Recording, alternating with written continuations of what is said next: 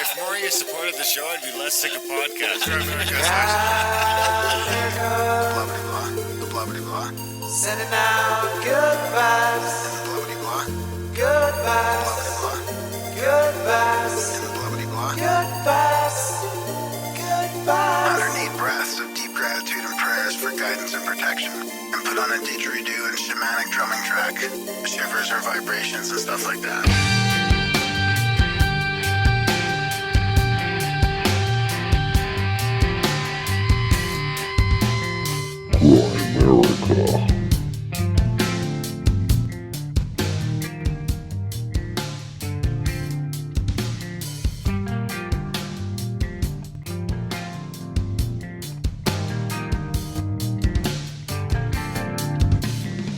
Okay, guys, welcome back to the America Show. Coming at you with LeBain, who's who in the cosmic zoo.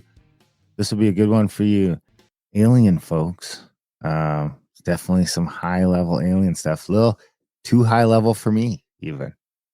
Yeah, it gets into religion and stuff, too, and the Archons. I mean, she talks about the return and the end times, cosmic battle and disclosure. I mean, her book is really comprehensive. It's huge. It's like an encyclopedia. She re-released the 4th edition of Who's Who in the Cosmic Zoo, and it's doing really well.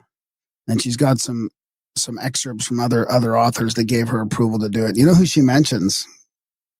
Who? Oh, now I'm not going to remember the name. We did an episode like 8 years ago called it was about the love bite. Yeah, I do remember that. Yeah. She mentions that research, that book, and the research. They became friends recently. Recently? Pretty fascinating. Yeah, fairly recently, before this publication of this book, I guess. Yeah. That was Eve Lorgan. Eve Lorgan, yeah. Yeah.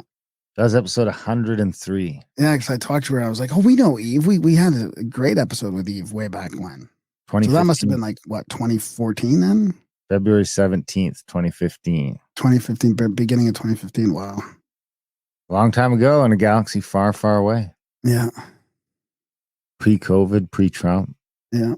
Everyone just getting along. Yeah.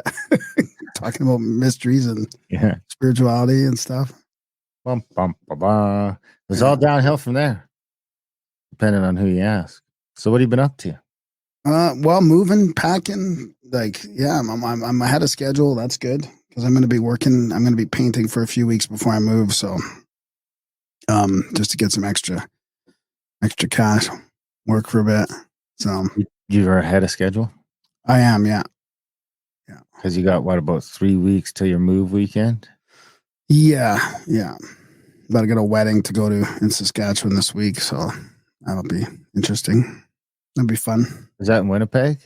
No, it's in Saskatoon.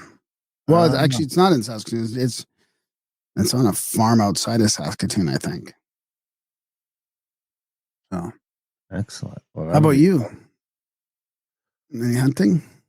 Yeah, we were out rabbit hunting yesterday. Was it yesterday? No, it was the day before. Hunting rabbits. Hunting rabbits. Yeah. Yeah. The antelope rut starts like probably. Might have started already. I'll probably go out later tonight and do some scouting. My freezer's pretty well full, but will be when everything gets back from the butcher. Speaking of hunting, I'm just mostly just hunting for just with the bow now. You know, the rifle's put away at least until mid-November. I'll probably go take another elk. The elk goes fast. I share it with a bunch of people, you know. Are you doing the hunt with a couple people before CAC? Yeah, I'm doing it with Anthony. Yeah, from the UK. It'd just be mind blowing for him, I think, to see how much wide open space there is. Yeah, I think from here to Medicine Hat, it's like driving across the whole UK. Is Powell making it too? Powell is still up in the air. He's trying real hard. He's coming at least, I think, around the 4th or the 5th. He's trying to see if he can find someone to cover his gym and his lessons for those few days, but he definitely wants to come. He wants to come. That'd be a fun hunt for those guys. That's a really, really interesting hunt. I mean, just having all these people register at the army base and then go on this huge fucking hunt everywhere on this land. I mean, and you know, you kind of see people now and then, and you're sort of seeing how everybody else is doing in there. It's almost like a game in a way. Yeah, and you're pushing elk all over the place. You're pushing Yep. giant herds of elk all over this, Yeah. 40 by 40 mile space. Like, dude, that experience we had where we saw the thing, this herd of bull elk, I guess, climbing up this hill. And we went way past them, then way up, and then way over. And then we walked about 2 kilometers, probably 1 or 2 kilometers, to try and intercept them. And we did. It was crazy. Just watch them coming up this hill, like all of them right there. It was unbelievable. Yeah. So it'll be fun. That's always fun. Like I said, the elk goes fast. We got an elk now, about 220 pounds of meat off of it. And, but by the time I split that Miles and then Mom and my sister and all these people, it goes quick. So I'll be ready and I didn't get an elk last year. So that's part of the problem. Missed out on a lot of hunting last year with the Egypt trip. Really didn't do much at all, just animal last year. So Right. I was lower on meat than I've been in 3 years, probably coming into this season. But now I'm like, once I get antelope with my bow, which I fully expect to do this year, and then probably a mule deer. I could use another mule deer for sausage and jerky. I got 2 put away right now, waiting for a sausage day, but I need another 50 pounds of meat to make it proper, so I could use up all the pork that I got sat. Yeah. I'll make 200 pounds of sausage. That's a lot of sausage. Yeah, well, I only end up with probably 75 pounds of that. Yeah. Which is good. Last year, we eat sausage 1 or 2 days a week. We'll have a lot of steak. Because what we were out of is we were really just eating a lot of ground meat and a lot of sausage because we were out of steaks, and the steaks and the roasts all come from the elk and the moose. So we'll be back up on that. Good to go. And this will be the first duck season that I don't have to worry about anything but ducks. Everything else is sort of God. I got to spend another few weeks fucking around with my bow while the lopes are rutting. And then after that, it's just settle into ducks for 2 months. Nice. Well, I got an update on the Malcolm Bendall technology from the Randall Carlson newsletter. Really? Yeah. Did they, is the machine, I thought there was a test or something. I watched it. I watched it all live. I watched some of it live. I watched some of it on video, them testing it. I've seen the response and a write-up of another impartial person that's following along. It seems like it's gaining traction and it's working, gaining ground. It's dropping the CO2 and increasing the oxygen and increasing the efficiency of engines, like basically any combustible engine. I mean, a lot of people have heard about the controversy and heard about this going on, but if you haven't, check it out for sure. Look up randallcarlson.com. He's still got it in his live videos and events, I think, on his in his website tab. But this is from his newsletter. So it says, over the summer, a number of developments have occurred that have unambiguously established the reality of the Bendall plasma technology. I mean, that's pretty clear right there. In June and July, the first industrial-scale retrofit took place near London, England, with the installation of a working prototype onto a 400-kilowatt Perkins natural gas generator, which is part of a power plant complex that feeds into the London power grid. The installation was completely successful, as predicted, by removing all harmful effluents from the generator's exhaust, including carbon monoxide, nitrous oxide, other hydrocarbons such as methane and carbon dioxide, while simultaneously ramping up oxygen emissions from roughly 5% to over 20%, which incidentally is the optimum percentage of oxygen in unpolluted air in a pristine natural environment. In addition, engine efficiency was more than doubled. There were numerous independent participants and witnesses to the installation and the testing. So finally, we're hearing about that massive, and that was a pretty big installation compared to the ones we're talking about for cars or for small generators, right? This was, the thunderstorm generator and the balls they were using were more like a foot or two wide, right? Not these little tiny things that they showed in the Tesla Tech conference. So they've got, he's got pictures here, installation of the thunderstorm generator on the roof and the gas generator housing. They've got a picture of the gas intake and all. And he says, The London build-out was followed by a real-time live stream demonstration of the assembly of the plasmoid machine and its installation on the portable 9,400-watt Fermi natural gas generator at the Tesla Tech Conference held in Albuquerque, New Mexico. The test results were the same as those of the London build, only this time the entire process was witnessed by several hundred people present in the audience, including a number of highly qualified professionals using state-of-the-art monitoring equipment while simultaneously being live-streamed real-time and recorded. Might as well. So this makes at least 6 successful independent tests of the plasma technology on a variety of scales. Maybe now some of the opinionated trolls with their shallow skepticism will invest some time to actually learn something before passing judgment on matters of which they're uninformed while parading their hubris before the world. Below, and then he shows a bunch of results below, and it just goes over the same results of the gases, the time sequence of the gas reduction and the gas increases. So new material on this game-changing technology has been posted at howtube.com, so you can go there as well to watch it, including notes, slides, schematics, videos, links, and more. Check it out and start learning. Don't pay attention to the trolls. For those interested in delving deeper into the conceptual foundations of the plasmoid energy technology, posters of the plasmoid unification model are available for purchase. So there you have it.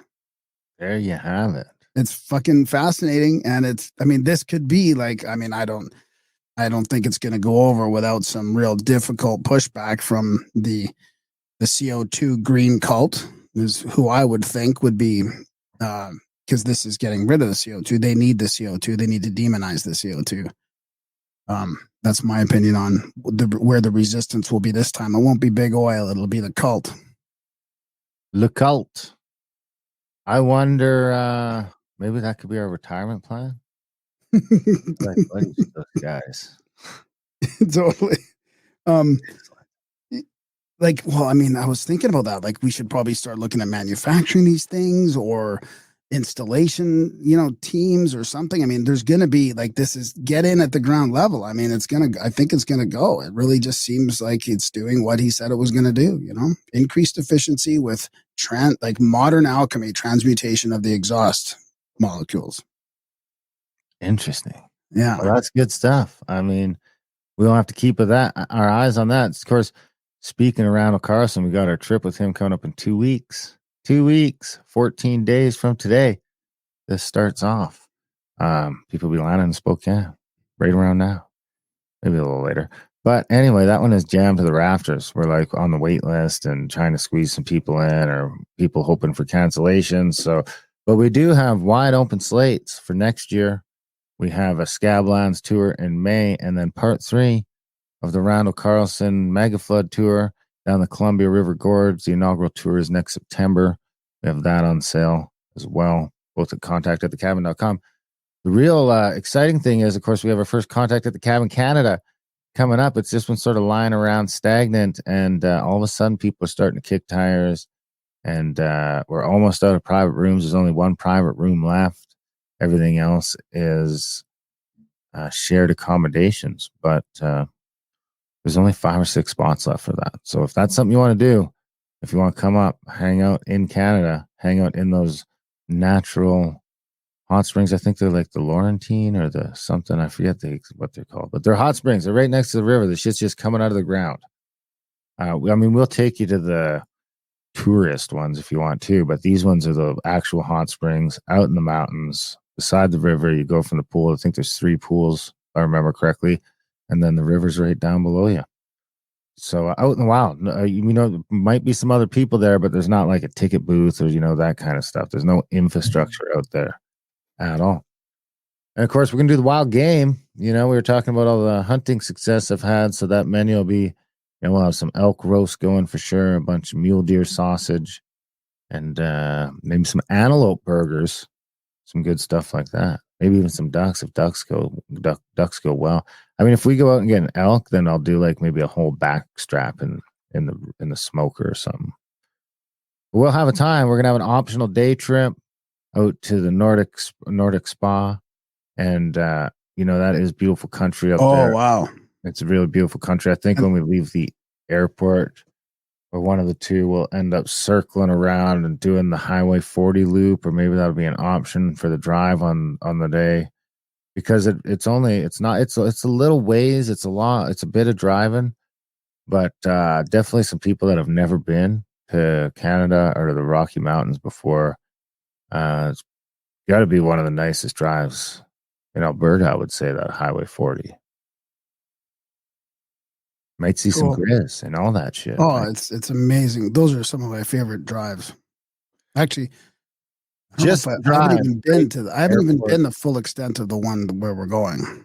Yeah, just the drive from the airport to the venue is amazing. We go past Banff, past Canmore, past Radium, all that stuff. So Yeah, that's incredible.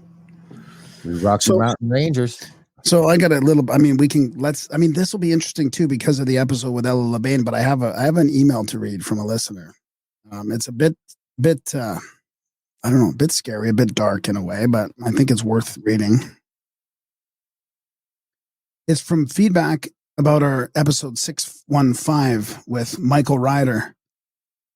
We talked about angels and Jinn and discernment and cycles of incarnation and psychedelics and stuff. So this is an email from an anonymous. I'm not going to say who it is. I've never reached out to host or hosts of a podcast, but your recent guest, Michael Ryder, was pretty spot on. I wish I could come forth with my haunting since my youth, dabbling in sorcery and dealing with Jinn. It's native to my culture, and the owl is not a friend. These ancient beings are shapeshifters, and once they attach, it is difficult, if not impossible, to get rid of them. They're a force that should never be tampered with, and you are very wise to be wary. I'm thinking about writing a book about this real-life experience, but I'm scared to bring it forth again after a decade of fighting for my soul. I was a gifted child, and later on, a more gifted Reiki master. I was attached to the beauty I felt and tons of spot-on psychic visions and incredible healing for my clients, including cancer, depression, and other maladies. I must have awoken something from the past as well as invited something in. Within a few years of practicing, I became invaded with shadow figures and invasive dreams. Mind you, I hadn't seen these things for 15 years. Within a few months, my marriage went to hell. My entire family excommunicated me. I had several car crashes that were inexplicable. My own mind had terrible thoughts that were not of my own making, and I went from being rich and successful to almost homeless. The one thing restoring me now is my personal faith and avoiding at all costs new age and even natural or chemical psychedelics. I guess I like you both and wanted to warn you. Be weary and discerning in opening doors and crushing your psyche. No one that is healing knows for sure what they are communicating with. Islam warns that no man must interfere nor trust the jinn, for they must live in their own realm despite them and man disobeying the boundary. Evil does not pronounce itself so. It comes as beautiful and healing at times. If you care to discuss my experience or know a ghostwriter, no pun intended, happy to connect, but in public I cannot speak about this because of the stigma, and I'm finally starting to get back on my feet. Cheers to you both. There you have it. Thanks for the email. I mean, owls are bad luck in a lot of Indian culture. Oh, wow, really, eh? You want to look them in the eyes, for sure. Really? You see 3, it signifies death. I saw a video recently of a bunch of native people in like a sweat lodge type thing doing this they were singing and dancing to try and get rid of the owl, and the owl's up in the rafters juking with the music. Huh. Did you see that one? No. He's just going with the music. And then coyotes are good luck. So. Oh, interesting. Interesting. Huh? What about wolves? Oh, I don't know. I'm not 100% sure. Definitely not to be fucked with. Revered. You know? Yeah. To be left alone. We probably killed too many wolves already. Yeah. I would say. Well, what else you got? Well, I should probably have a UFO quote of the day here for this UFO episode. I can pull out a couple from the X account. UFO quote of the day. This one goes back to because she saw a USO. I would like to quote one of the prominent USO researchers from way back, decades and decades ago. Ivan Sanderson had a great book on this. Always claimed, hell, he bragged that he had originated ufology after the Air Force introduced UFO. That was John Keel to R. Hayden. So that was a weird quote from Keel.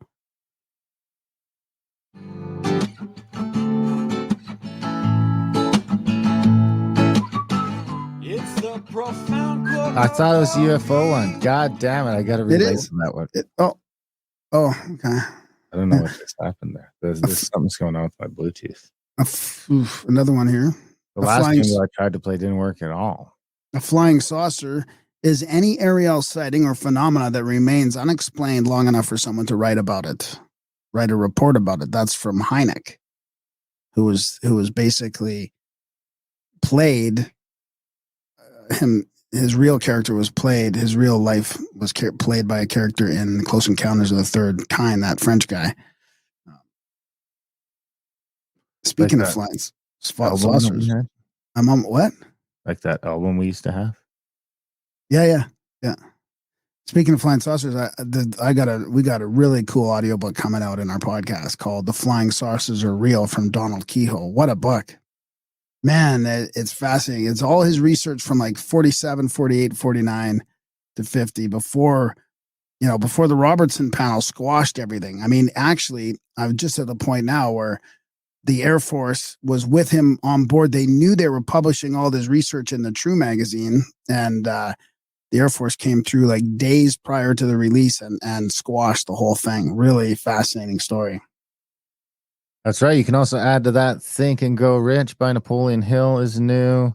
The Emerald Tablets of Thoth and Outwitting the Devil, all new, added to the podcast feed this week.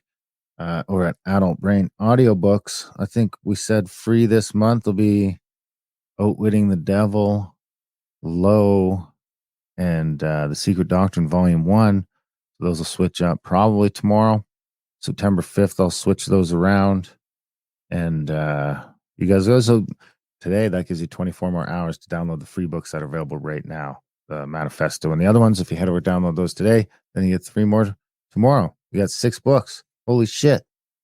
Adult Brain Audiobooks. If you want to check that out, of course, you could sign up for premium over there and get access to it. I got 80 of the books uploaded so far and going. It'll be a total of 100 and some when I'm done. And of course, that'll just keep growing every month. Grimerica.ca/support, guys, if you can, when you can. Don't forget, we are a value for value show. We can't keep going or keep growing without the support of listeners like you. If, we get some people don't like PayPal or Stripe, but now you can head over to the Grimerica Substack, substack.grimerica.com, and you can support through Substack if you want. There's a couple different options there. It's a little different, but there's a different way to do it. If you don't want to do the options that we have available, of course you can, we'll find a way. You email us if you want to support and you don't want to do the ways we have, we'll find a way to get your money. We promise you that. Of course, the ramblings over here, the lazy ramblings, have gotten a little shorter. If we started doing more of our news roundups over on Grimerica Outlawed.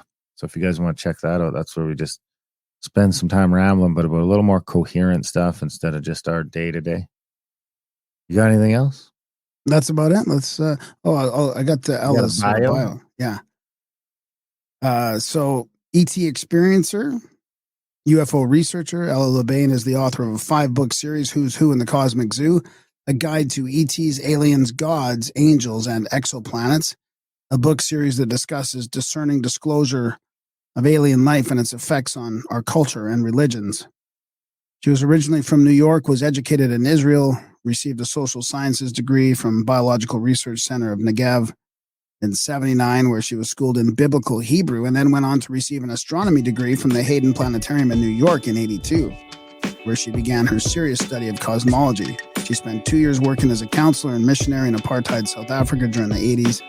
Her close encounters caused her to dig deeper into what has become a 39-year journey to get to the truth about UFOs, aliens, ETs, gods, and the angels, and how they all fit into the end game of our end times scenario.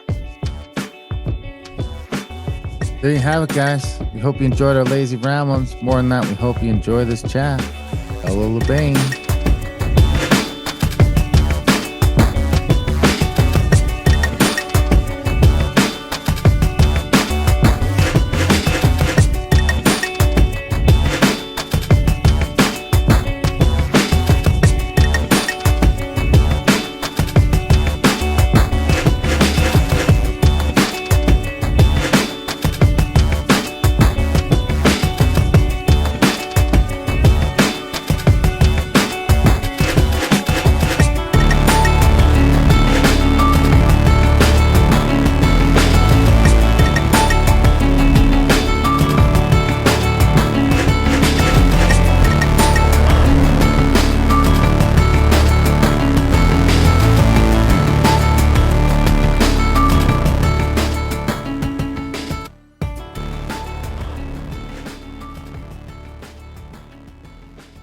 Hey, Ella, thanks for joining us. How you doing today?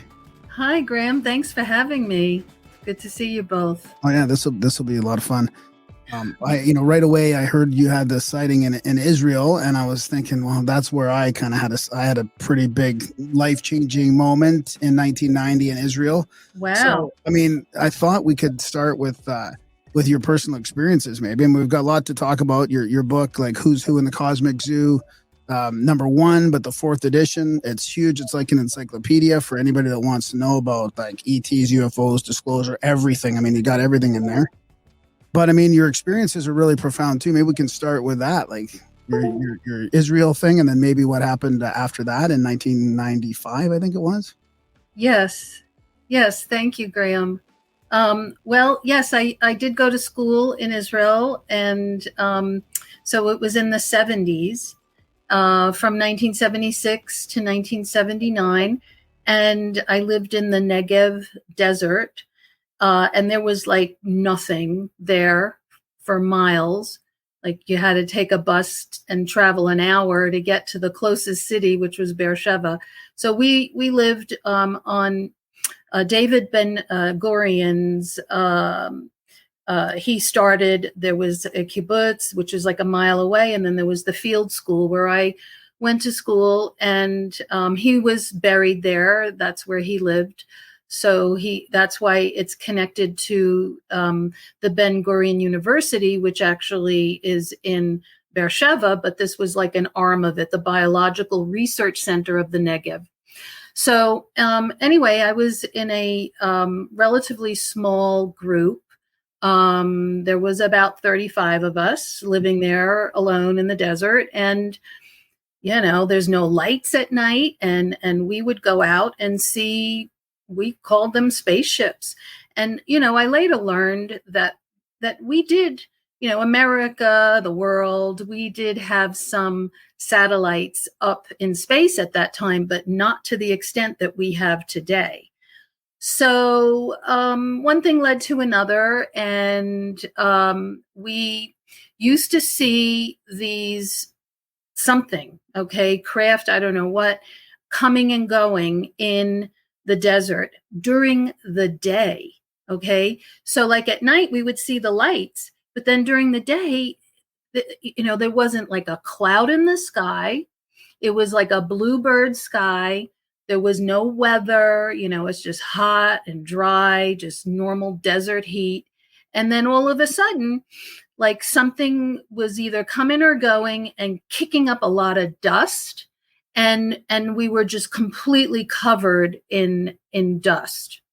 So I was always kind of interested in how that happens. They call them khamsin, sandstorms, which are kind of common in desert areas, but there was nothing to create it. There was no wind. And sometimes when there's weather and there's wind, okay, well, then that's logical that it kicks up the dust, but there was no weather wind. So I believe what was happening there were ships, craft coming and going through some portal in the desert. So fast forward into the 1990s, I started going down all these rabbit holes because, as you mentioned, I had another experience in 1995. I was living in Florida on Indian Rocks Beach, which is the Gulf of Mexico. And so the sun sets in the west. And that was something that we used to do at night. It was just like a ritual, going to the beach to watch the sunset. And one night it was just warm, balmy, not a cloud in the sky. The sun was down, the stars were out. And, a lot of my neighbors and I, we used to just hang out on the beach just because it was comfortable. And all of a sudden I start to hear rumbling and swooshing sounds coming out of the water. And, it's not unusual to have dolphins, a pod of dolphins come close because they feed, there's like fish around and people fish there and stuff. And then it wasn't a dolphin or any animal. And then I started to see metallics emerge out of the ocean. And I was like about 100 yards away, I was on the shoreline, and it just like emerged out of the ocean. It was this silver disc-shaped craft. There weren't any visible lights. It was like the size of a football field, and it just hovered for like about a minute, and all the ocean foam and the water was just kind of swishing off of it. It was almost like it was hovering to get clear of the water. And then it shot up into the sky like in a New York second. And I watched it become as small as the stars. And then I saw some kind of like, it looked like a little hole that it looked like it created, and it just disappeared. And I believe that was some sort of portal in space, and it just disappeared. Well, needless to say, I was completely, gobsmacked and shocked, and I never seen anything like that. And I'm like, what the heck is going on? And so I tell my friend, and who he was at the time, by the way, just let me give you a context. I was teaching these classes in St. Pete, Indian Rocks Beach, St. Pete area, called ET's Aliens or Angels. My focus was on the beings. Okay, so that's the first book that you mentioned, the A to Z compendium, because, we were trying to figure out like our abduction experiences. I had never really seen, like a UFO like that before. Okay. So that's what got me started down ufology, like actual down those rabbit holes to figure out what the heck was going on. Why was it coming out of the ocean? And so that night, okay, so I was telling a friend who was involved in my classes, everybody knew me, what I did. And he was a member of MUFON at the time. I wasn't, I am now. But and he told me that they received 350 calls that night from various people along the beaches there who saw the same craft from like different angles. And so I know that I wasn't alone, and I wasn't alone on the beach either. So did your friends see it that were there with you? Or? Yeah, we were just like, what the heck? Like everybody was in shock, we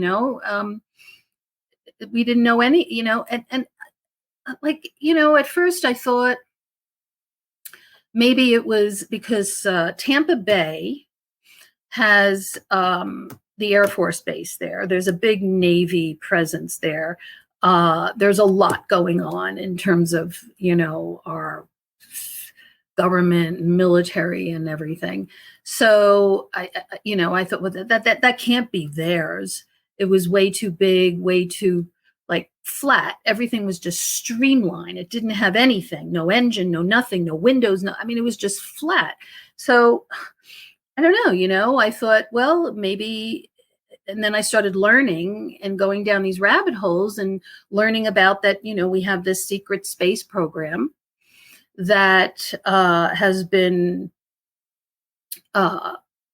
being manufactured underground at various locations on the planet since World War II. So, of course, I questioned what I saw might have been that. Okay. But then I started to have symptoms. Okay. And so the 1995 was the year that I kind of woke up, to a lot of this stuff, as well as my own experiences. So I was being taken and abducted and used in the alien human hybridization program.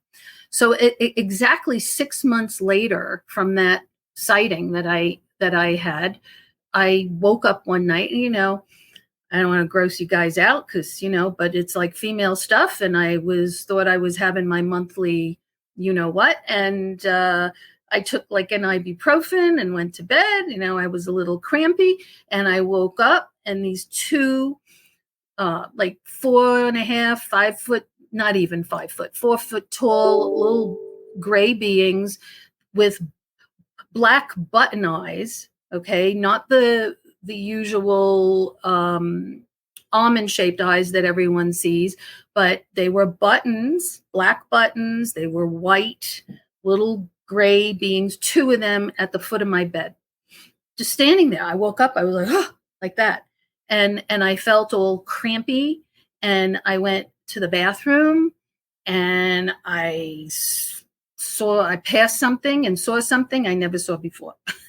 So I called my husband and then we called the emergency room and he took me straight into the emergency. They told me, whatever it is, just scoop it up in a Ziploc bag and bring it down. And long story short, they had everything tested. They said that I was between, like 6 to 8 weeks. It was like 8 weeks pregnant, and they said everything was intact. I didn't need a D&C, which is usually what happens after miscarriages. And the only thing missing was the fetus. So whoa, and I had like hormonal changes and I was like, the next day crying, on the bed, on the couch and in the daylight again. This is all happening in broad daylight. And this other being just shows up at the foot of my couch, white, long, wispy hair, big blue, human-looking eyes, okay, and like this gaunt face, and just stood there and said, "We're the reason this happened to you." Because I was like, "Why is this happening? What happened? What did I do wrong?" All this kind of, crazy stuff that hormones do to us, And that's when I started to wake up to what was happening. So fast forward,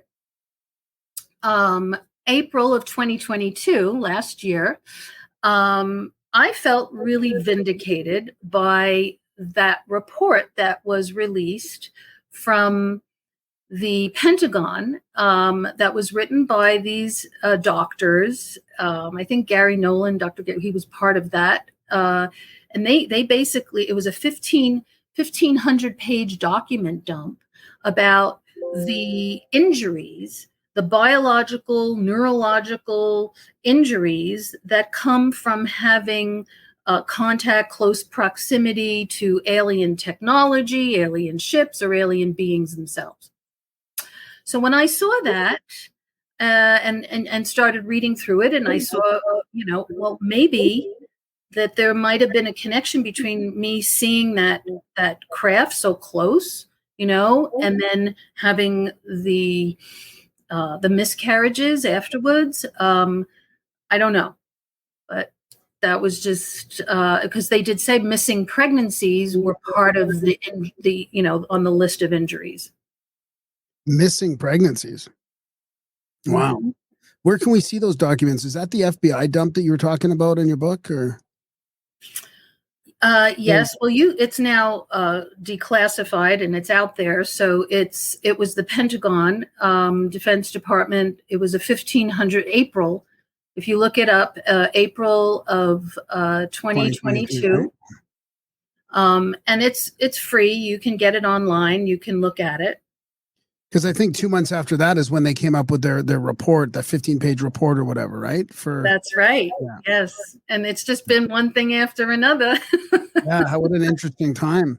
Isn't you it? find, I mean, especially in your case where you've had so many experiences, like not only ET, but religious experiences. I mean, you're kind of stuck in that sort of like, you know, I don't even know how to describe it, but in between religion and the UFO phenomena.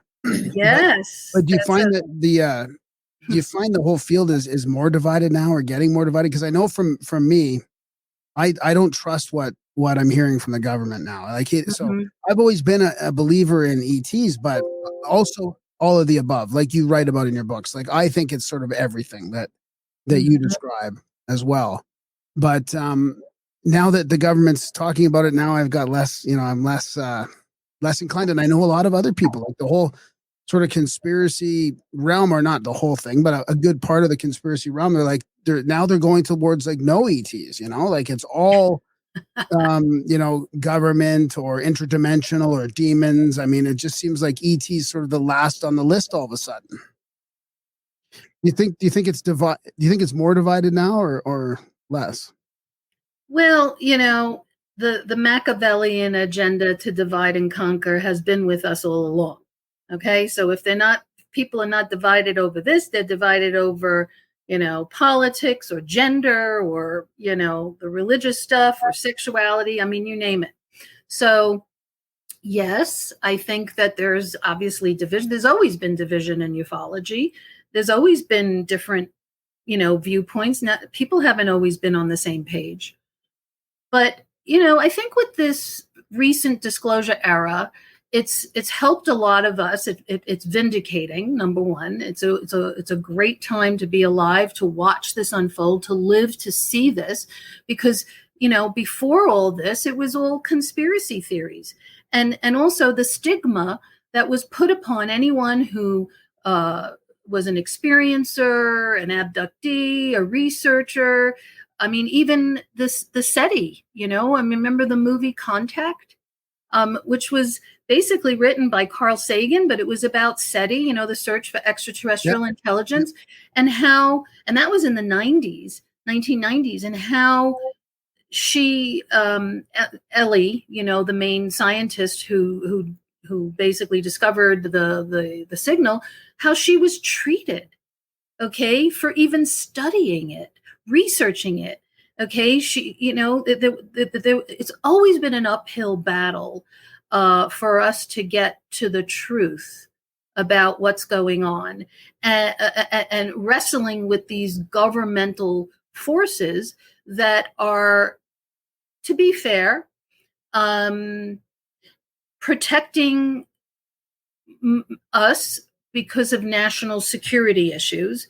And that's a huge topic, national security, because not only about the other countries on the planet and, these cold wars and economic wars and all this stuff that goes on over the tech, over the alien tech. So that, and in some regards, the more you get down these rabbit holes, the more I see why they have been covering a lot of this stuff up.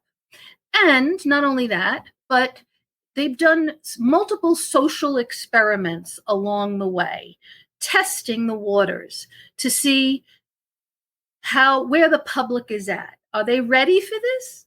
Are they all going to freak out? Are they all going to have a panic? Is everybody just going to go off the grid, stop paying their mortgages? They don't want that to happen. Okay. We live in a debt system.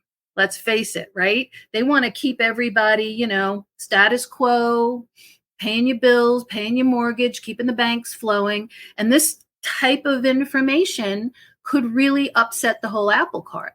So it's not just about social, it's also the religious piece, which intrigues me. You brought this up because, I kind of like, where do I stand? I never felt, it's like, I'm not from this planet, the drugs don't work on me here. I don't know where I fit in. Am I here? Am I there? I don't know what, but, and that's exactly what you said is exactly, this whole phenomenon. And I found, I was, the stuff in my books are pieces that that I was questioning. So I'm sharing what I found. That's it. I know what I know. What I don't know, I don't know. So.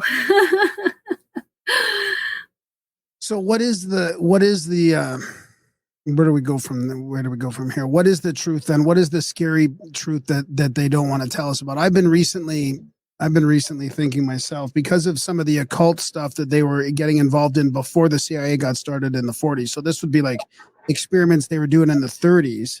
Mm-hmm. And that I feel like they realize that we have more control over our reality than humanity realizes, that we can sort of manifest our reality. We can summon, we have sort of powers. We can summon things. We can do all kinds of occult things.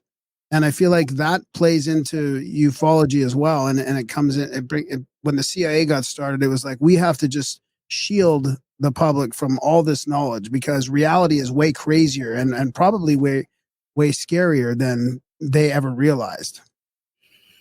Yes, I agree. That is a very good point. And this goes way back to the Galactic Wars, the Adam and Eve story, the genetic manipulation of humankind, because they don't want us humans to have all these extra powers, the extrasensory perceptions, the ability to manifest, to be creators in our own right.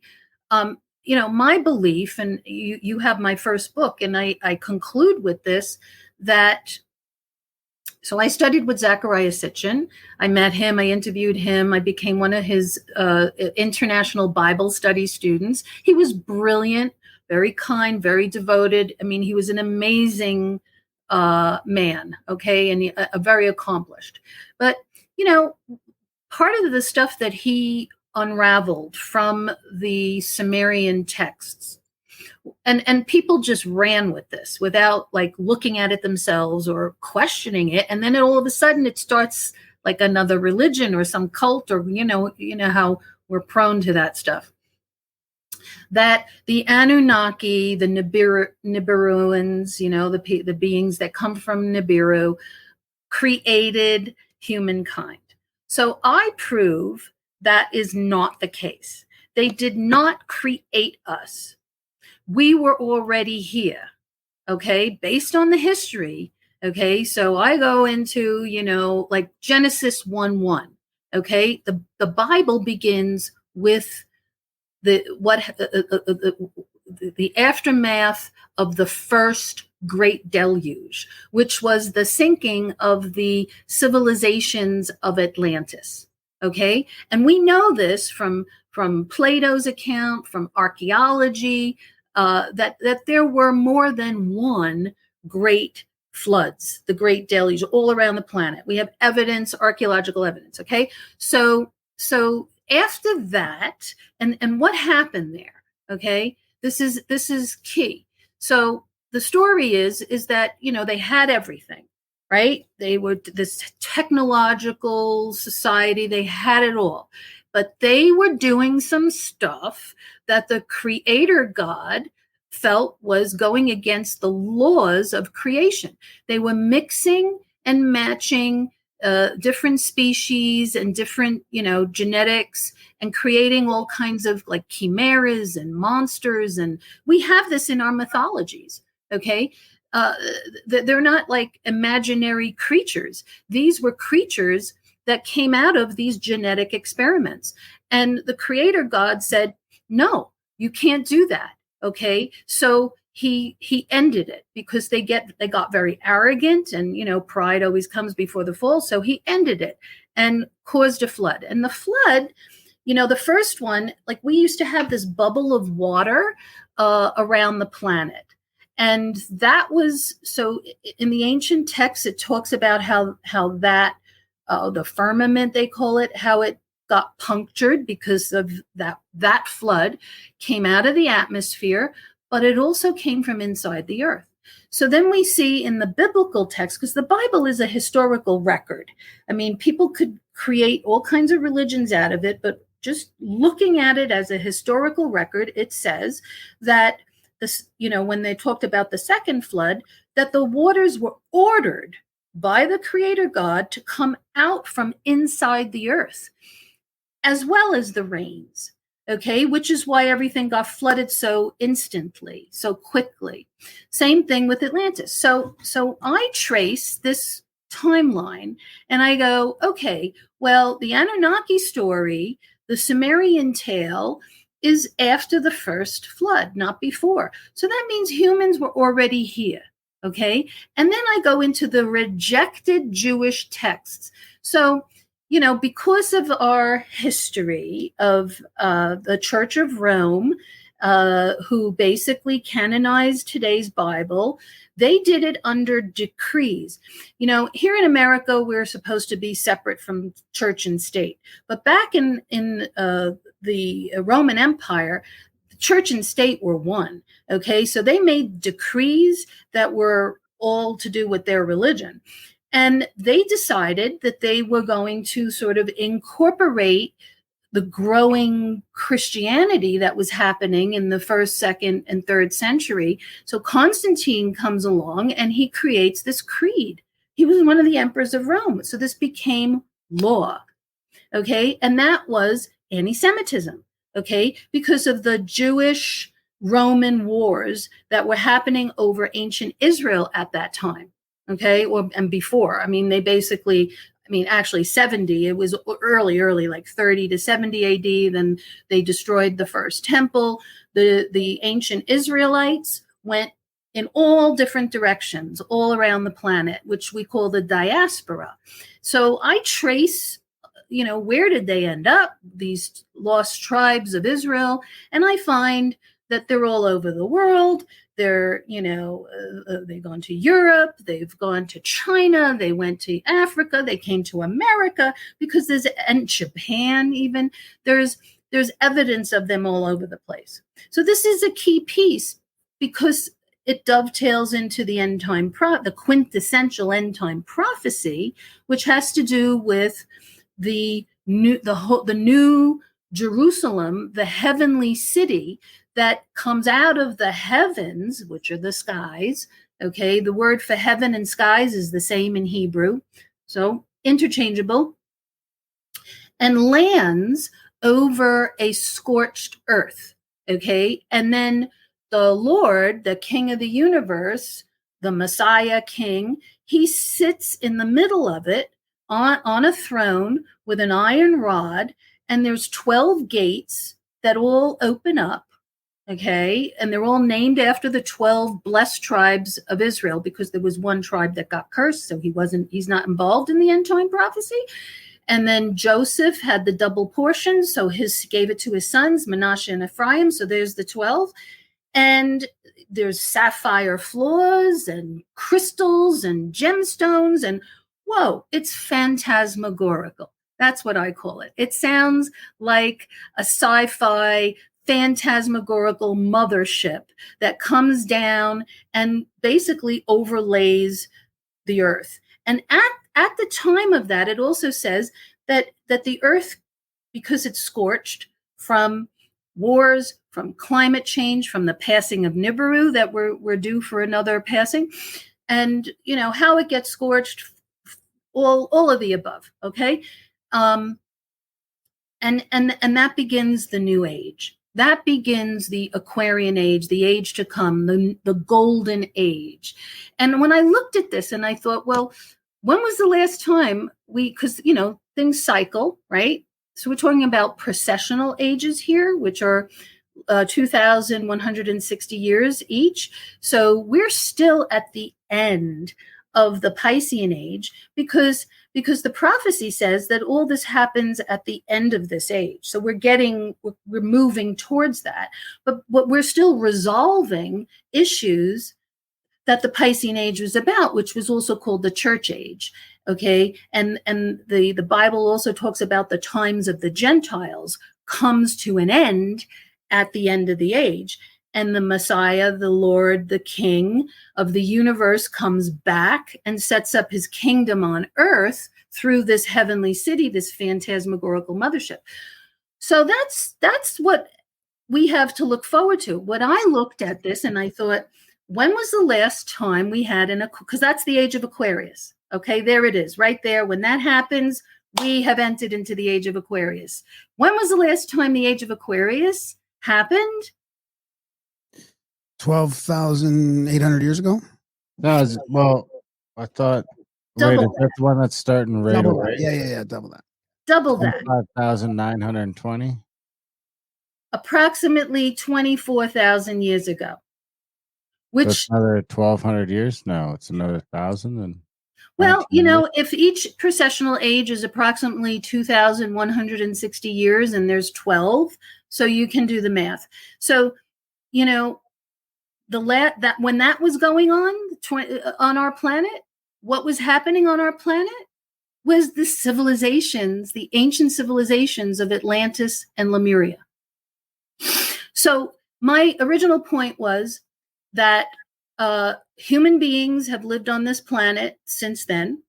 The first and second books of Adam and Eve talk about how the Evedemic race, Adam and Eve, or, Sitchin coined that phrase, so I adopted it. The Evedemic race, which is humans, were put back on the planet after the first deluge. And that's the whole story in the book of Genesis. And basically, today's Bible canon is a brief synopsis of the rejected Jewish books that tell the whole story. So if only those pieces were still in the Bible, everybody would have a whole different belief system and perspective on who we are. Sounds like ET. It sounds like ET disclosure. It's yes. Sounds like a story about what's going on right now. So I gotta ask you: have you read the Emerald Tablets of Thoth the Atlantean from the 1930s? I looked at it. I have not. It's on my pile of things to read. I haven't gone into it in detail, but I'm familiar with Thoth. Yeah, I want to read you a little excerpt from it because you talk about the Archons and you talk about the reptilians. And I was going to ask you when you were talking about the government keeping the secrets, like I was going to ask you if they're captured by a higher entity, whatever that is. Like let's say evil, even because of what's happening in the world. Mm-hmm. And when you're speaking of Atlantis, like this sounds really interesting. So it says, in the form of man moved they amongst us. So something moved amongst them in the form of man, but only to sight were they as are men, serpent-headed when the glamour was lifted, but appearing to man as men among men. Crept they into the councils, taking forms that were like unto men, slaying by their arts the chiefs of the kingdoms, taking their form and ruling over man. Only by magic could they be discovered. Only by sound could their faces be seen. Sought they from the kingdom of shadows to destroy man and rule in his place. Well, that pretty much sums up. I agree with other research corroborates that. Okay. The fact that we have been in this galactic battle, cosmic drama over our form, our human form. And that basically dovetails into what you mentioned earlier about why, they've been keeping all this stuff secret because they don't want us to have certain powers. So that goes back to the Sitchin material where, there was a misnomer that came out that, he was saying that the Anunnaki created us, but actually they genetically manipulated us for the very reasons that you just stated. And they wanted to create, according to the Sumerian scripts, tablets and stuff that he translated and unpacked, a slave race. Okay. So, that is something that this whole planet, our planet, all of us, no matter which country you come from or which human race you're part of, everyone has been enslaved in one form or another. Well, you could say we're enslaved right now. When you look at the lies that are happening and what's really going on in the world, all of civilization in some way are just being held down and lied to. And we're they just want us all to be sort of at the same level of poverty, it seems like. Yes. Are they under some archonic influence or yes, reptilian influence? Or? Very much. I like that you use that word, archons. So, there's a scripture in the Bible, Ephesians 6:12, that says, "We war not against flesh and blood, but against powers, principalities, rulers of the darkness of this present world, who are the archons, okay, and spiritual wickedness in the heavens, who are the aliens. So my first book just unpacks that one scripture. Who are they? Who are these powers, principalities, and rulers of the darkness? And you just said yes. So we are that's why my moniker is, be kind, for everyone you meet is fighting a hard battle. Philo said that in 10 BC. And there's nothing new under the sun.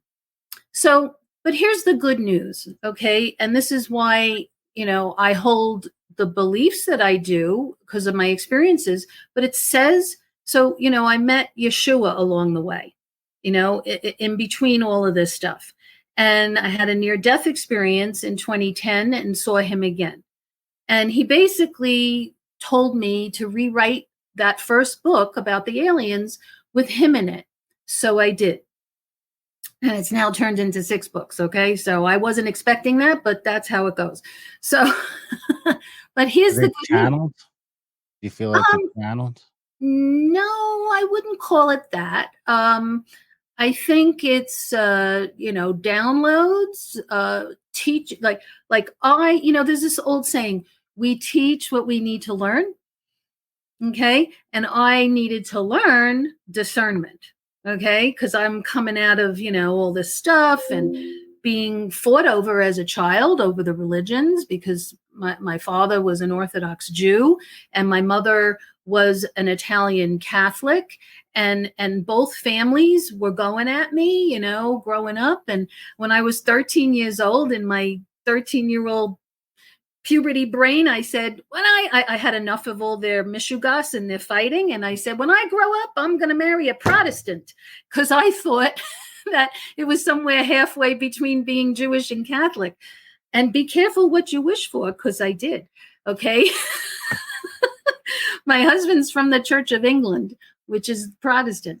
Okay. So, and we've been together for 33 years. So, anyway, the religious stuff definitely plays a role in all of this.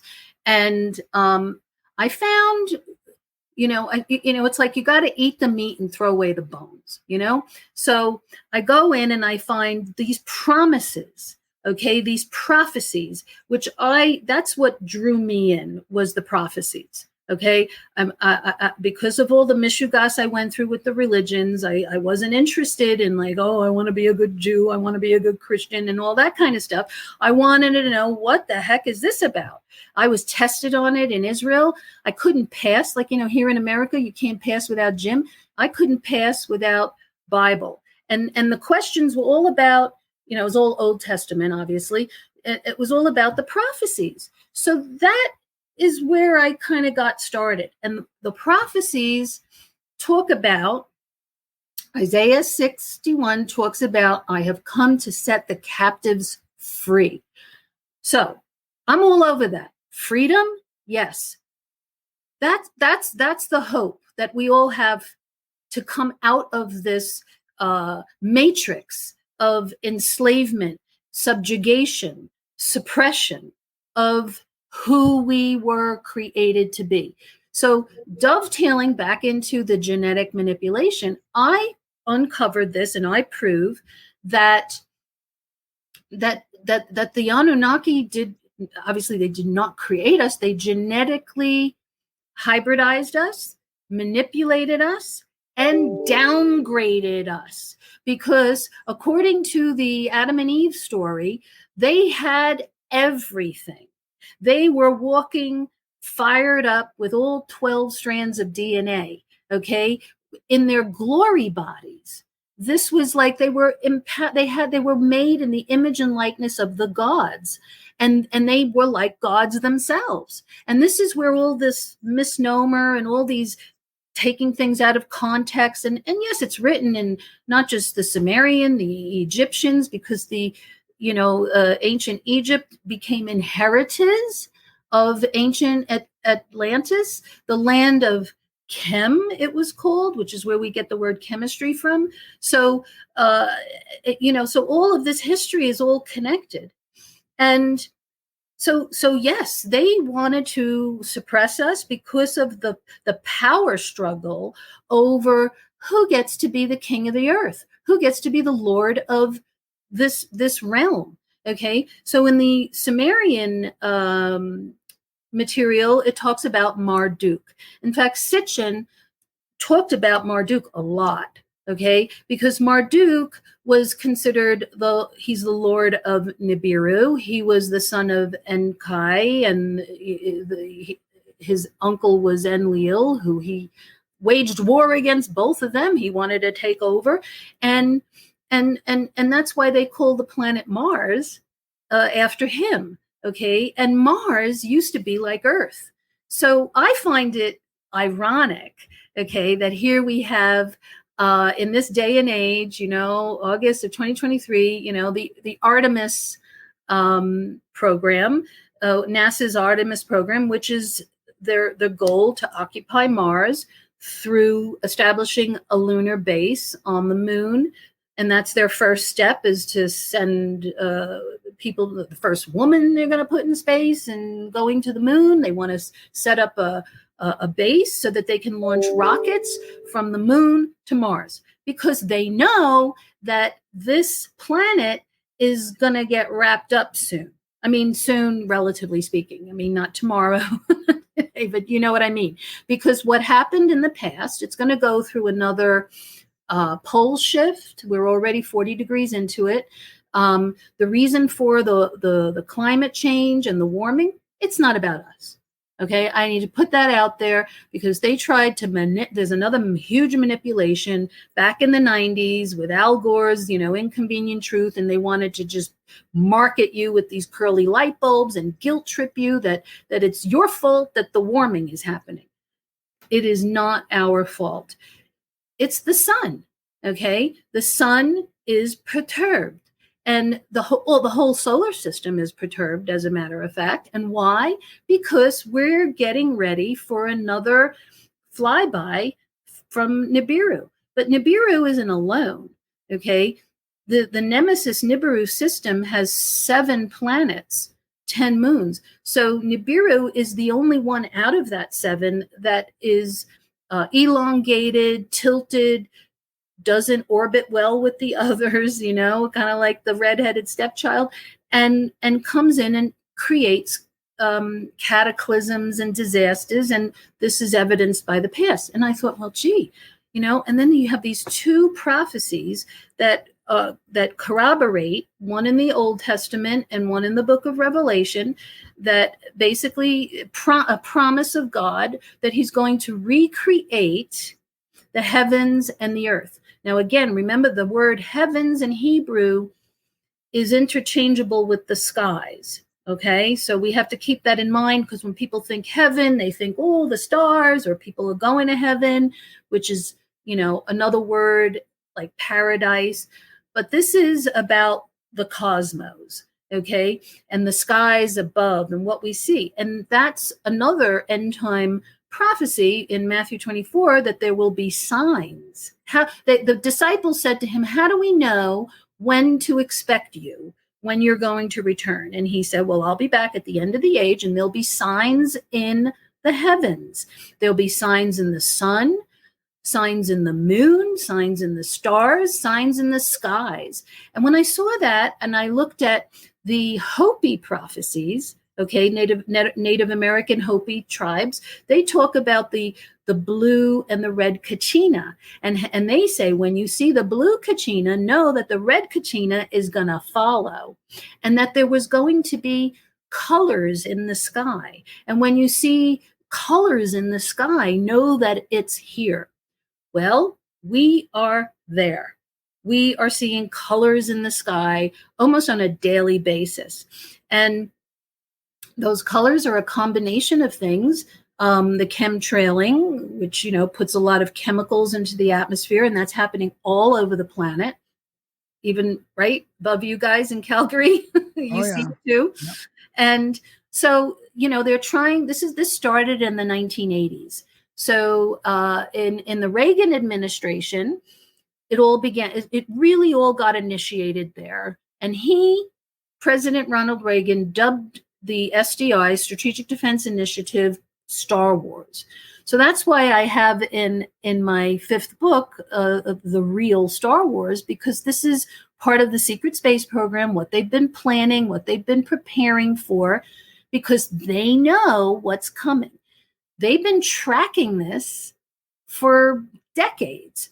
And I traced the blackout. Okay. So there was never a blackout on studying Nibiru or what they called Planet X. Now, we wouldn't be calling it Nibiru if it wasn't for Zecharia Sitchin, okay? Because he's the one that brought that Sumerian word to us. So Planet X and Nibiru are kind of one and the same. However, all the astronomers who were studying our solar system were looking at the perturbations on the last planet that they discovered. So like, they saw perturbations on... What's a perturbation? That's a good question. So it sounds like disturbed, and it is. So it's like they saw that there were anomalies, inconsistencies to the orbits. So when they discovered... okay, so before they discovered... Let me reword that. They rediscovered it because it's always been there. It was just hidden from them. The planet Uranus. Okay, I'm saying it properly just to avoid all the jokes because everybody loves to joke about that name. But it's pronounced Uranus, named after the Greek god of lightning. So they saw perturbations, anomalies in its orbit. So that's how they were able to rediscover the planet Neptune, which was beyond it. And then again, years later, in the 1930s, they saw there was another. They had something was, and they were constantly searching for Planet X. They thought there was another. There had to be another planet, and yes, there was, and it was Pluto. Okay, so in the 1930s. By Percival Lowell, he discovered Pluto based on the perturbations that he saw in Neptune. And then even after Pluto was discovered, they still continued seeing perturbations at the edge of the solar system, and which we also call the Oort cloud, okay? And now we have what they call Planet 9. So in my book, I kind of unpack all this because they demoted Pluto. Okay, so Pluto was Planet 9, all right? So Planet X, like you can use the word X as like the X factor or the Roman numeral X, which is the number 10, okay? But this all dovetails into the cover-up of Nibiru, which began under the Reagan administration in 1983 through an executive order. When they saw, and I unpacked this in my fifth book, The Heavens, they saw through IRIS, the interface, they sent a probe out and to the edge of the solar system, and it came back with a picture of Nibiru. Okay, and once he saw that, he thought, wait a second, this is national security. We have to cover this up. No one is allowed to even use the word Nibiru. They wanted to delete it out of the dictionary and no scientist. And then that's when the blackout began. And I met Sitchin in May of 1995 in Washington, D.C. at the When Cosmic Cultures Meet conference. And I didn't know any of this stuff when I met him. Okay, I found this out afterwards, but that was about a year and a bit after he had this monumental interview with the NASA astronomer, the chief astronomer of NASA, Robert S. Harrington. And Robert S. Harrington was tracking Nibiru. Okay, and they were in charge of all of this stuff with all the space tech. All right, and so he agreed to and you can actually Google, you could find this, and they sat down, and it was basically Sitchin was comparing his notes, which he was drawing on the ancient texts, and And Harrington is drawing on the current space tech, the astronomy. And they met in the middle, and they were like, yes, like they corroborated. It was a real monumental point. And all of a sudden, after that, this guy, 50 years old, perfectly healthy, comes down with esophageal cancer and just dies. Wow. The NASA guy? Yeah. Wow. Yeah. So, and, there goes the conspiracy. There's another conspiracy for people to unpack. And so is that a whole solar system that's coming through our galaxy then? And it's kind of in some sort of weird overlap or collision with the Milky Way? With our solar system? Yes, we are actually a binary system. Our sun has a binary twin, and which I call we call it Nemesis, and it's a brown dwarf star. And we don't see it because it's usually behind the sun. But when it moves to the side, then our sun illuminates it. Okay, and then it looks like two suns. And the ancients wrote about this. In fact, it's written in stone. It's in the temples. That's what all the Egyptians, they worship this red disc with the wings. Okay, which is all Nibiru. That's great that you kind of unpacked all that, because it's something that I get confused on, because I've also heard in the mainstream, it seems mainstream astronomy over the last, let's say 3 to 5 years, that there is acceptance of this Planet X kind of thing. And then I hear that it's not, and it is. And so it's just one of those topics that I just don't even look into. It's like, it's too confusing to wrap your head around, like, where are we at now with an official say on whether there is this sort of rogue system or not? Well, I don't work for the government, so I can't give you an official say. But I can tell you that the cover-up or the truth embargo, okay, is connected to the UFOs, right? So UFO cover-up and Nibiru cover-up are intertwined. And I prove this through the historical, not deep history, but since the 80s. Since President Reagan. So he did this executive order. These executive orders get sort of rolled into the next president. And then they either just kind of keep it going and roll it into their own executive order that comes under the heading of national security. And did Trump let it go? I was just about to mention him. I'm so glad you mentioned him. So it wasn't until Trump's administration did that particular piece get released. Wow. Maybe that's why it started to come out then. Yeah. I mean, well, so in my 5th book, I go into all this, the astronomy dramas. Okay. The University of Berkeley, California, with Brown and the International Astronomy Union, and why they demoted Pluto. Okay, so even the NASA chief who came here to Colorado to CU Boulder to talk to the students even said, "Oh yeah, Pluto's a planet. How do I know? We've been there." Okay. And he wasn't buying this Pluto's not a planet thing. So I included all of his remarks in my chapter, because as far as I'm concerned, Pluto's a planet. We grew up with Pluto being a planet. The Sumerians actually had it etched in their stone. In fact, that's what Sitchin's the 12th Planet book was all about. Was he explained that because the Sumerians wrote this because the Anunnaki come in from outside the solar system. They come in, everything comes through this Oort cloud. So they count from out to in instead of we count from in to out.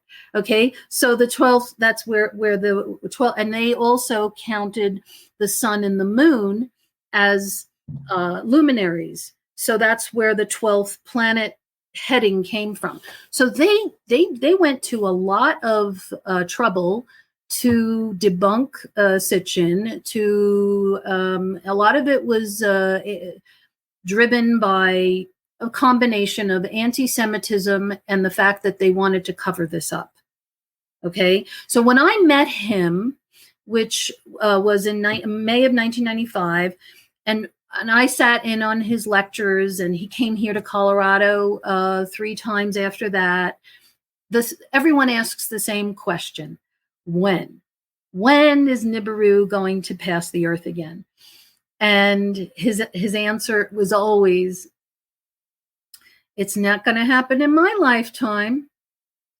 And he died in 2010. So he was right about that. It didn't happen in his lifetime, but that doesn't mean it's not going to happen in ours. But what was behind a lot of that was the powers that be sort of came down a little heavy because of this interview with him and Harrington. And they didn't want this stuff coming in. They basically threatened him and said, look, if you're going to give coordinates and times and that kind of data, we're going to shut you down. So he didn't want to get shut down. He had so much knowledge and so much information to put out there. So he never mentioned that. And he kept that. But he was when I met him, he was clearly a little shaken and a little tight-lipped, very tight-lipped, but shaken. Like it was like, oh, don't go there. Don't talk about that with him. And he lived to a ripe old age. He died in his 90s, and of natural causes. They didn't do him in, and he left this legacy of all this, the Earth Chronicles. It's called his 12 books, and a lot of us, I see research as like a baton race. The next person gets the baton and just unpacks it even more and goes with it. So, I just took this piece, not the whole thing, and tried to sort of unravel how that affects us today and what the prophecies mean. So the prophecies about, and so Isaiah 61 about, I have come to set the captives free, that's the Messiah. And then when Yeshua walked the earth, and in the book of Luke, his story when he read the Torah, this piece of the Torah portion in the synagogue in Jerusalem, which is that famous piece, and he said, I have come to set the captives free, and this has been fulfilled today. And everybody went nuts. Okay, so but I have to say, I am a witness. Okay, and in a court of law, a witness eye testimony is considered legal evidence. And I have seen him 6 times, and one of those was a near-death experience. He is very much alive. He was resurrected, and he's still alive, and he is returning with armadas, armies, legions of angels of heaven, extraterrestrials. So these are the good ETs. So when do you think that I've got a million questions for you? Can you stay a few extra minutes here? Or? Oh, of course, sure. So when is your sense that that's going to happen? Because interestingly enough, that Emerald Tablets has Thoth is returning as well. Thoth is returning to basically do the same thing. So I don't know if they got that from Yeshua or Christ, but it's very similar. There's a lot of this. So what is your sense with everything going on now with disclosure and this ramping up? Like, because I always think that with the accelerated disclosure, all these people are starting to believe that never believed before. There's way more researchers into it now. It's expanding like crazy. And how is the phenomena going to react to this increase in consciousness? So do you think it's going to happen fairly soon? Yes, we're in it. It's happening. Even as you and I speak, we're bringing this up to the surface. So this is all about the expansion of consciousness and the age of knowledge. We are in the age of knowledge. So the processional ages, okay, so when the age shifts. We are in the transition right now. So remember the song in the 60s by the Fifth Dimension, The Dawning of the Age of Aquarius. That's where we are at. But it's an analogy to the sun coming up in the morning. So you can go out and you can see dawn, and it starts to get light, but the sun is not above the horizon. And it might take about an hour for the sun to actually come up, and then you start to see the rays. So as an analogy, that's where we're at in the dawning of the next age. So we're transitioning between the two ages, which is why a lot of people think this is the age of Aquarius because of all of our technology. Okay. And that is part of the overlap and the transition to prepare us for the true age of Aquarius. But the true age of Aquarius is when these beings return. And Thoth, I believe, was Enoch. Okay. So a lot of them had different names in different languages from different cultures. But of course, Egypt and Israel and, they were very connected. So yes, there is prophecies that talk about the ancient gods returning to harvest the earth. In fact, Matthew, the book of Matthew, 1339 talks about that at the end of the age, the harvest will be by the angels. So there's angels. So who are the angels? So I wrote a book. My third book is basically all about who are the angels.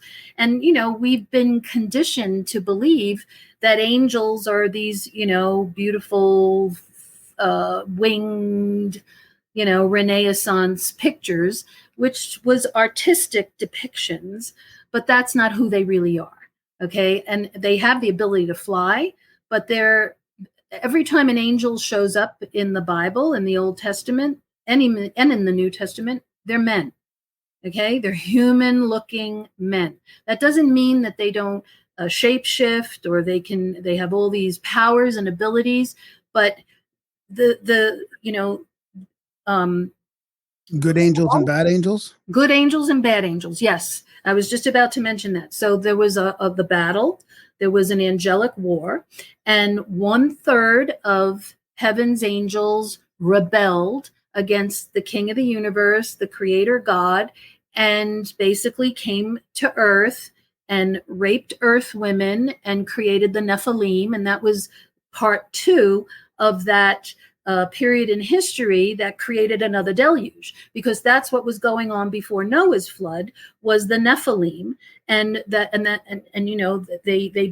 raped the earth women, and the women gave birth to these monsters, these carnivorous, bloodthirsty creatures. And the Lord creator God said, can't have that. We're going to wipe them off the face of the earth. And there was the second flood, which we call Noah's flood. And what I find interesting is that at the beginning of the Bible, everybody lived to be like 900 and something, like Methuselah lived to be 960. But then after Noah's flood, nobody lived past 120. So there was clearly a genetic downgrade to the human DNA, because the telomeres and whatever it is that says we're going to live this long or that long was gone. Okay. Yeah. And then today, I mean, you're lucky if you take good care of yourself that you live to be 100.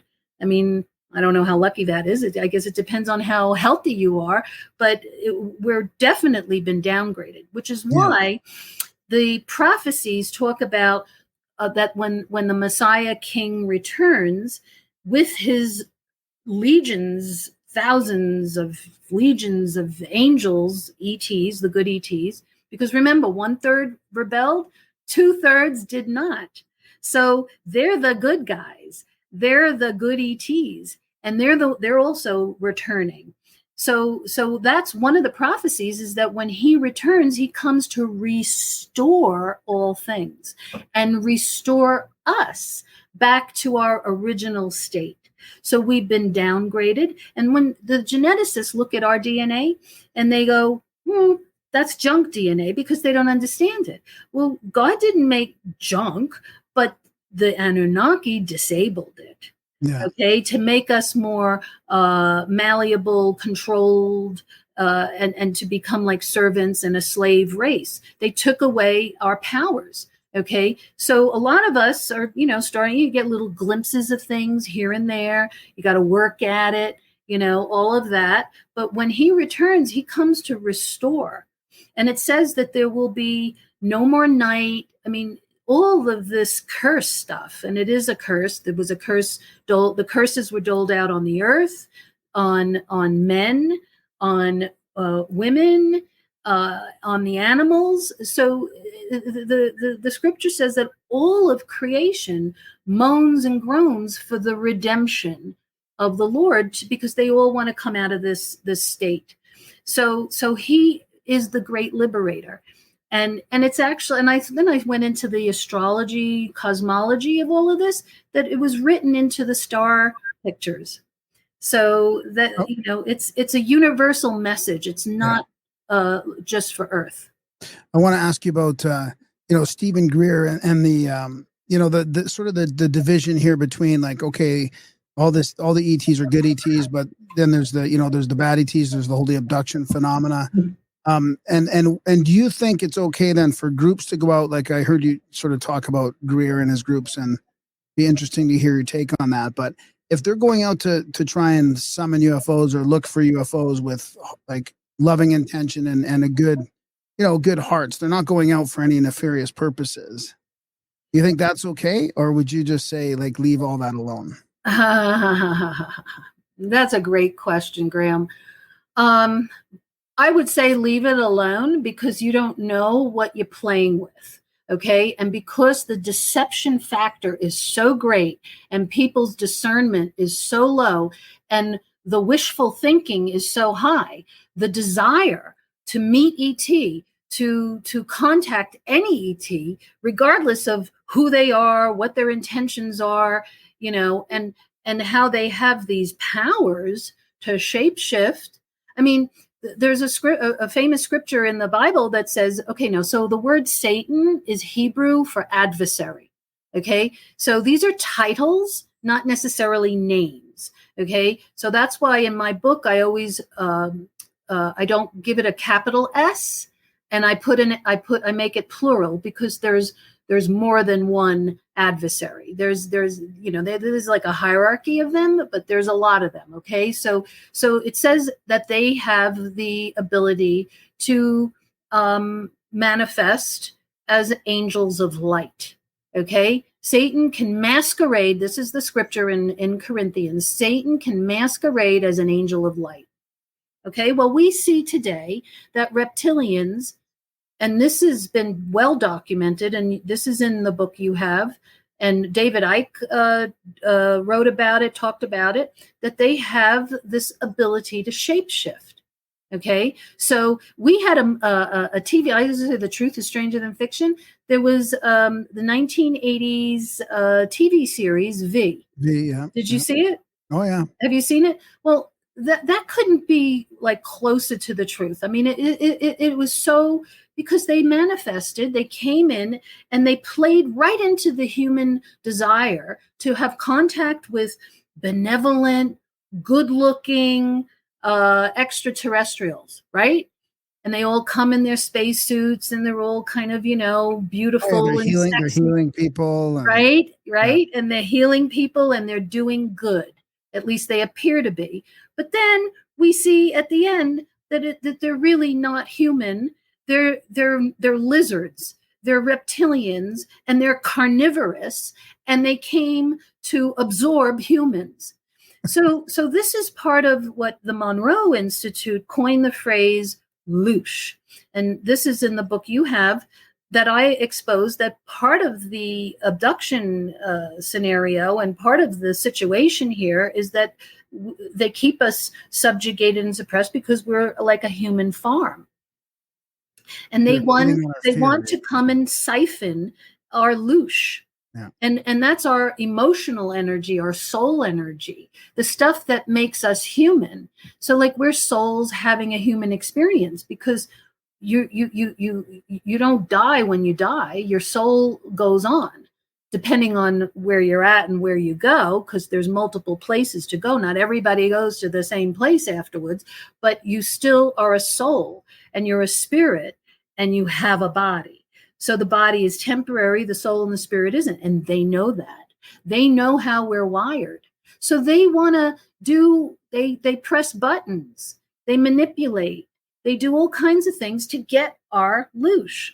So are we going to get anywhere with disclosure with the government, with what's happening now? Have you been following that in detail, like the latest? I have, yes. I think it's, the genie is out of the bottle, so to speak. And there's a hearing that's coming up in the fall that is by the Senate, Senator Schumer, and they're going to make a new rule. This is in my book. You have that. So once that happens, that's going to be another shoe to drop. I also have heard through the grapevine that there's about 40 whistleblowers that are preparing to come forward, and they're being vetted and interviewed behind the scenes.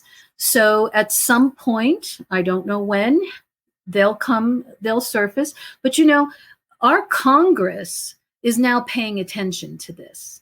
And this is the only issue that is bipartisan in our Congress.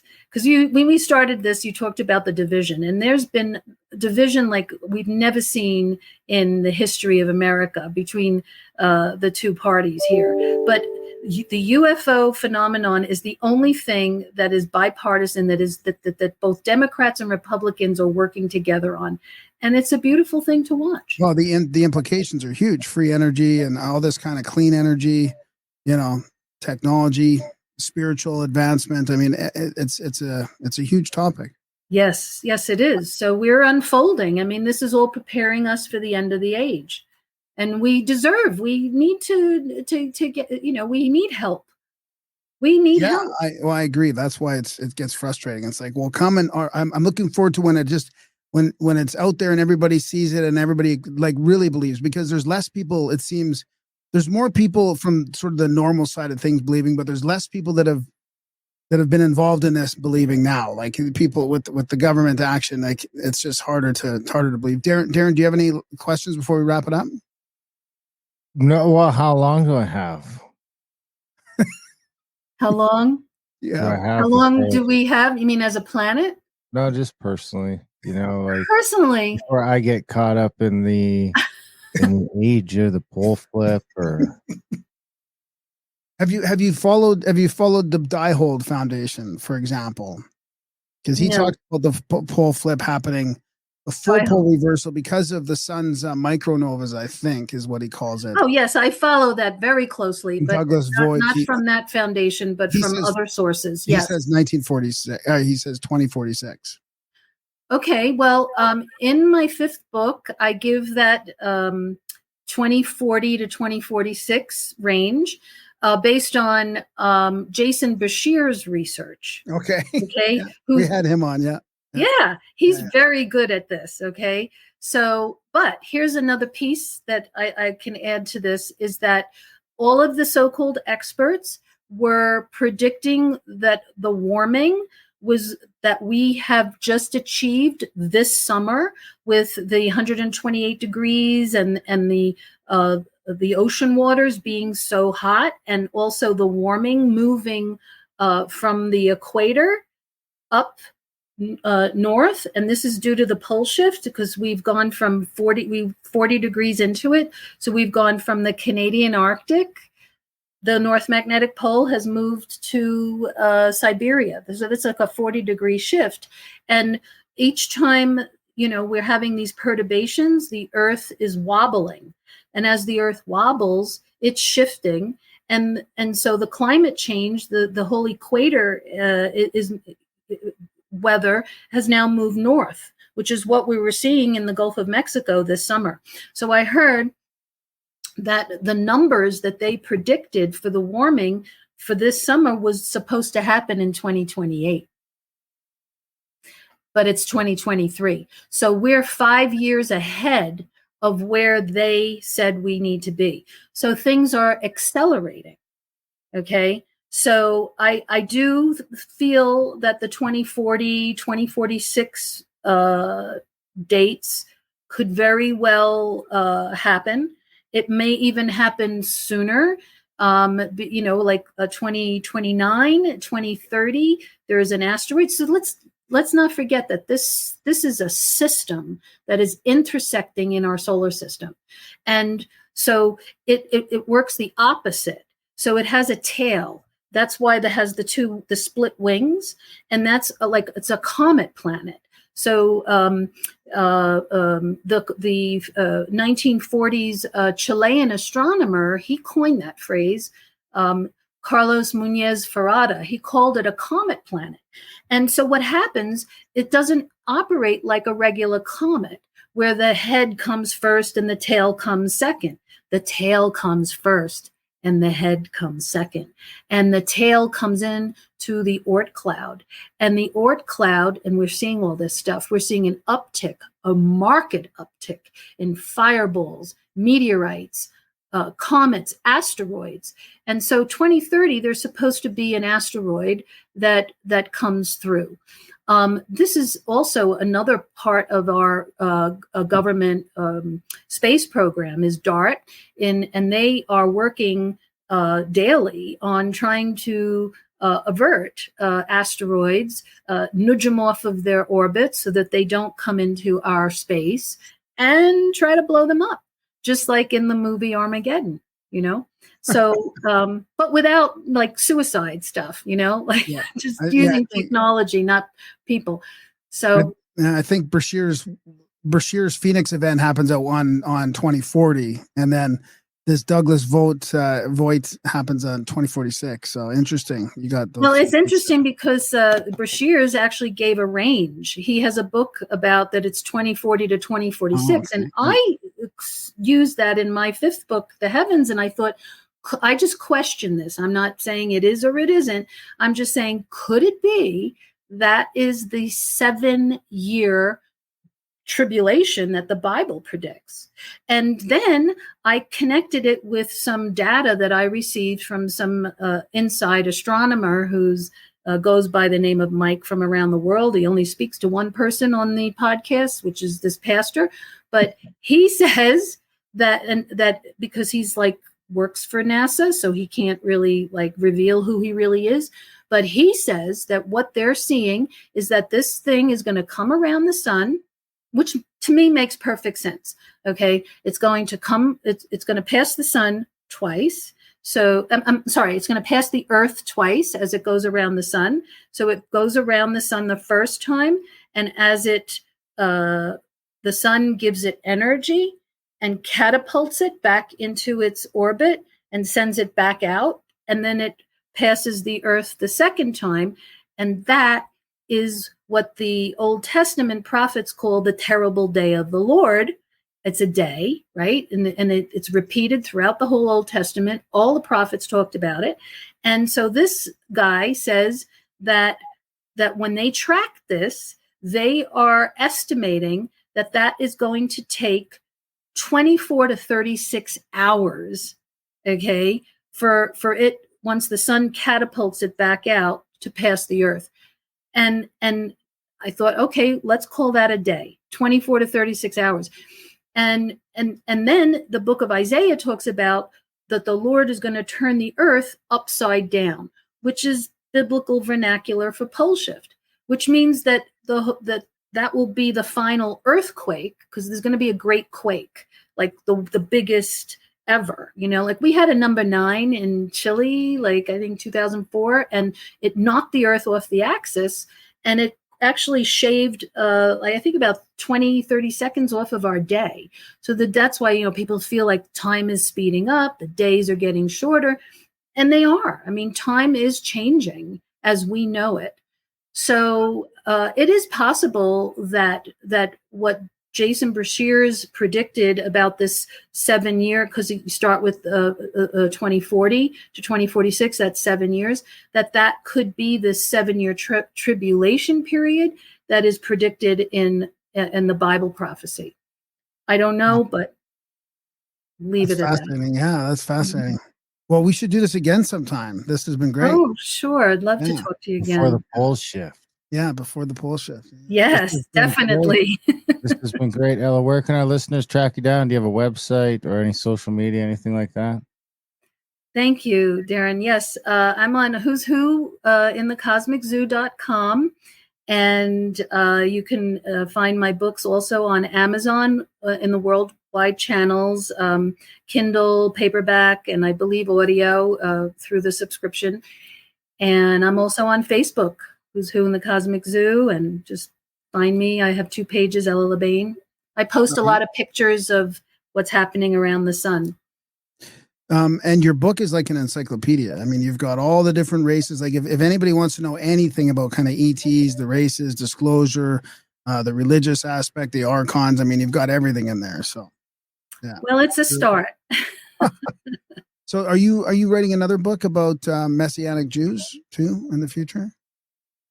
Not necessarily per se. I am doing another book. I have 2 books coming down the pike. A book on breaking generational curses and healing trauma, and getting implants, etheric implants removed, and that's called Finding Freedom When Horses Don't Fly. So that's coming hopefully by Christmas, and then the 6th book of the series I'm saving for 2024 release, which is the End Times Guide to the Mazarot, which is all about the cosmology, the star names that we touched upon a little bit about the message in the stars, and how like salvation is not just for us. It's not just for Earth humans. It's, the whole universe. Right on. Thanks. Thank you for having me. Yeah, this is good. Yeah, take care. Thanks, Ella. Come back Thank anytime. you. God bless. And that was our chat with Ella LeBain. What'd you think, buddy? Yeah, that was fantastic. That was great. I had a bunch of questions. We got to do it again. I could tell. Yeah. Your UFOs. Yeah, it was good. Yeah. Well, this was beyond UFOs because she goes really deep into everything, into the disclosure. I have a contact in the desert shirt here for you. Oh, do you? Oh, cool. Yeah. I was wearing my Congress 2013 UFO Congress shirt. Pre-Grimerica. Predates Grimerica. It barely predates. Yeah. Big thanks to Ella for coming on the show. Big thanks to you guys for listening. Even bigger thanks if you're one of the few who choose to support our work. Grimerica.ca/support. If you choose to join their ranks, you can sign up for as little as $1 a month or $100 a month, $1 billion a month. Whatever floats your boat, you decide. You can do a one-time donation. If you don't want to do that, head over to adultbrain.ca if you want to check out our audiobooks and our audiobook podcast. Or to grammaricaoutlaw.ca if you want to get into all the conspiracy stuff. And contact at thecavern.com for all the trips. We got a good one coming up in Canada that's starting to get close and starting to get, seems like a lot of tire kickers. So you might want to get in there and get a spot secured before it's too late. I think we're down to 8 or 9 spots on that. So contact at thecavern.com. Other than that, we love you guys. Thanks for listening. And we will see you next week.